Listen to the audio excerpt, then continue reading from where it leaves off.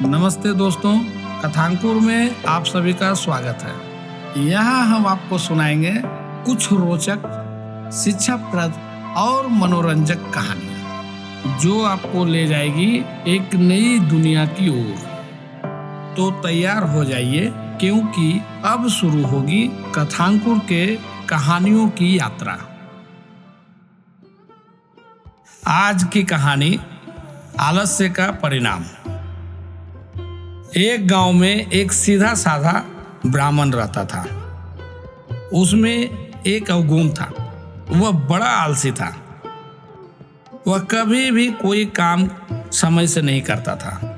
भाग्य के भरोसे ही उसका जीवन बीत रहा था। एक दिन एक साधु उस गांव में आया। ब्राह्मण ने साधु की बड़ी सेवा की।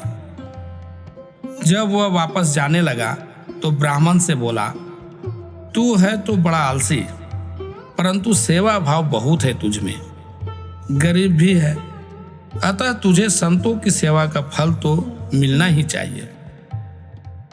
मैं तेरी सेवा से बहुत प्रसन्न हूं। यह पारस पत्थर तुझे दे रहा हूं। देख, आलस मत करना। इससे तू जितना सोना बनाना चाहे बना ले। 7 दिन बाद मैं वापस आऊंगा तो इसे ले जाऊंगा। ब्राह्मण बड़ा खुश हुआ। सारा घर खोज लेने पर थोड़ा सा लोहा उसे मिला। उसको पारस पत्थर से छुआकर उसने सोना बना लिया। उसकी पत्नी भी बहुत प्रसन्न हुई कि आज वर्षों बाद मेरे पति ने कुछ तो कार्य किया। ब्राह्मण ने जल्दी से उस सोने को पोटली में बांधा और बाजार की ओर चल दिया। वहां सोना बेचकर खाने की अच्छी अच्छी चीजें, बढ़िया बढ़िया कपड़े और घर की जरूरतों की दूसरी चीजें भी ले आया। पूरा परिवार खूब आनंद मनाता रहा। दूसरे दिन वह लोहा खरीदने बाजार गया, किंतु पता चला कि आज लोहे का भाव ऊंचा है। 2-4 दिन में भाव कम हो जाएगा। वह लौट आया और अपनी पत्नी से बोला, जब लोहा सस्ता होगा तो लेकर आऊंगा। यह पत्थर 7 दिन मेरे पास तो रहेगा। ब्राह्मण की पत्नी प्रतिदिन पति को याद दिलाती कि लोहा लेकर आए।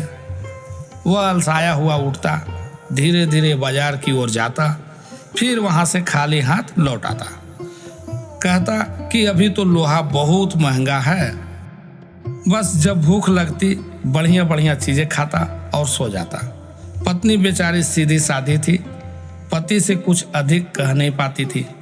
इस प्रकार 7 दिन में 6 दिन बीत गए। लोहे का भाव कम नहीं हुआ। ब्राह्मण महाशय आजकल करते रहे, पर ब्राह्मण के कानों पर जूं न रेंगी। 7वां दिन भी आ गया, मगर न लोहा आया और न सोना बन सका। 8वें दिन जब साधु महाराज वापस आए, अपना पारस पत्थर वापस मांगने लगे। अब तो ब्राह्मण का कलेजा मुंह को आ गया। वह रोने लगा और गिड़गिड़ाने लगा। कहने लगा, महात्मा जी, मैंने तो पहले दिन ही जरा सा सोना बनाया था, उसके बाद सोना नहीं बनाया। मुझ पर दया कीजिए, कम से कम 1 दिन मुझे और दे दीजिए। साधु ने कहा, अब मैं 1 मिनट भी इसे तुम्हारे पास न छोड़ूंगा। तुम बहुत बड़े आलसी हो। तुम्हारे जैसे लोग कभी भी उन्नति नहीं कर सकते। याद रखो, जो मनुष्य आज का काम कल पर छोड़ देता है, समय का सदुपयोग नहीं करता, वह सदा परेशान रहता है। इस प्रकार साधु महाराज अपना पत्थर वापस लेकर विदा हो गए। ब्राह्मण अपने आलस्य और भूल पर आंसू बहाता रहा।